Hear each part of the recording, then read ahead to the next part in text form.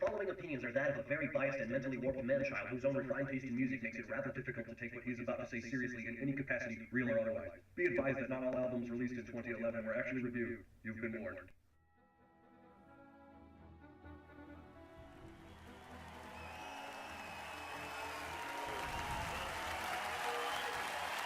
Hi, I'm Kevin, and I'm going to give you the top 10 albums of 2011, but before that, a few honorable mentions.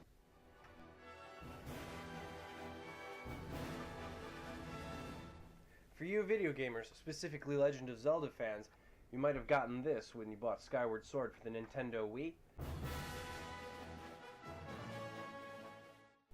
This CD offers a massive blend of countless Zelda themes weaved into grand suites of their own. You'll feel full-on heroic blasting this in your car. Perfect for the winter season. Two of the members of Milano, a band from Chicago, released a small collection of holiday classics, with the exception of one song which is an original, which I honestly think is the best song on there. On a more interesting note, the sound quality of these recordings seems a bit muffled, which I don't mind because it seems to retain the overall vibe of holiday classics. Bravo! Here we go again.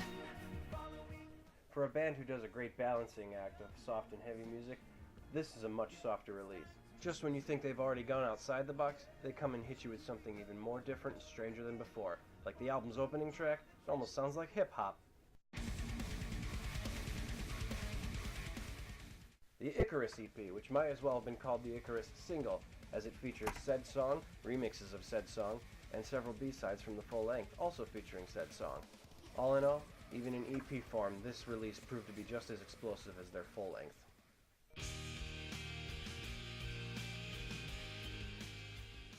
Now if you're a fanatic like me, you went ahead and got the deluxe editions.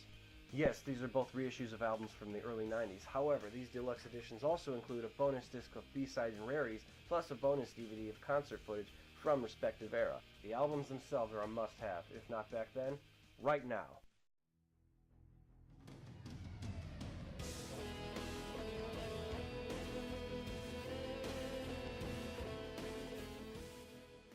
Boom. Steve Hackett. Now I know you're going to ask yourself, who's Steve Hackett? He's the ex-guitarist of Genesis. Come on, did you really think I was going to make a music-related movie and not mention Genesis? Do you know me at all? This is a good album and helps continue his legacy of great guitar leads, old-style, chord-driven rock, as well as classical guitar playing. A+.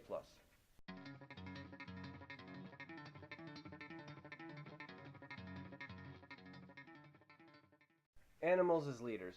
What we have here is an exercise in taking very difficult, very complex music and making it seem way easier than reading and following the instructions on a stop sign. There are definite moments of cluttered craziness on this album, but all in all, it's a very good follow-up to their last album.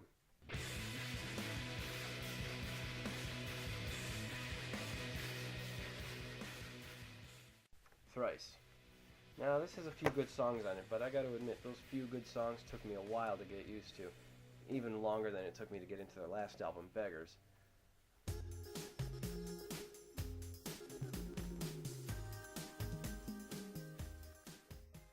Foster the People, the underdog, the little band that could, and one of this year's hottest newcomers thanks to an equally hot hit single. Out of nowhere this album came and was a monster, a sensation. I mean, one hit single became 5 hit singles.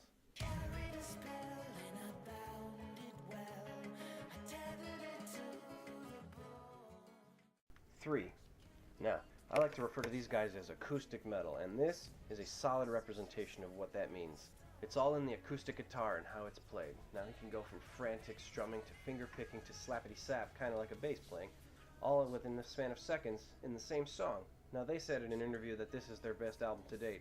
I disagree, but it's still a solid offering.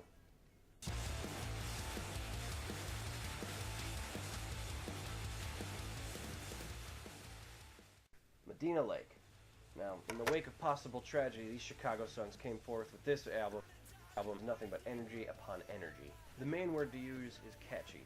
Each song's introduction hits you with a thunderous beat in both mind and heart. Each chorus proves timeless and very original. An alternative rock opus.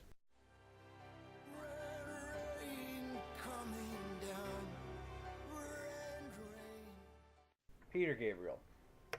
14 hand-picked songs, stripped down to the bone, rebuilt, reformed, given new life. This is a compilation of new old songs, which are basically pop rock oldies re-recorded with an orchestra. I'm about 50-50 on this album. Some songs feel brand new and they have really great moments.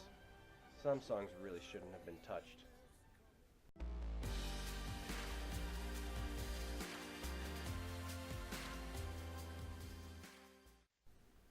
Coldplay. I have a feeling I might get some flack for including them on my list, but whatever. I'm a fan. They must be doing something right if they have my attention. Now this album does maintain the classic Coldplay feel and sound, but there are some nuances that feel new, and they also have a guest spot from a famous R&B pop singer.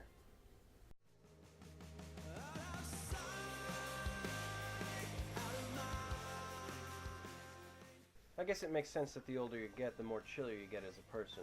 Incubus is no exception. What I find interesting is that the heaviest song on this album would still feel out of place on their heaviest album.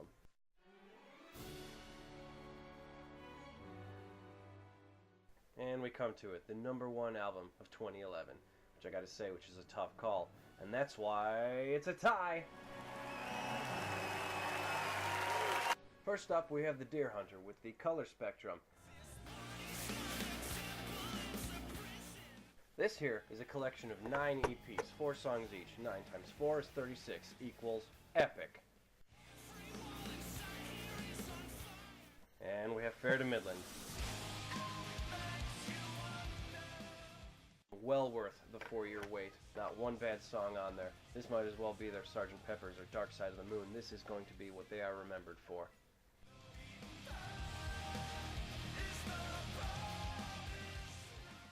And there you have it.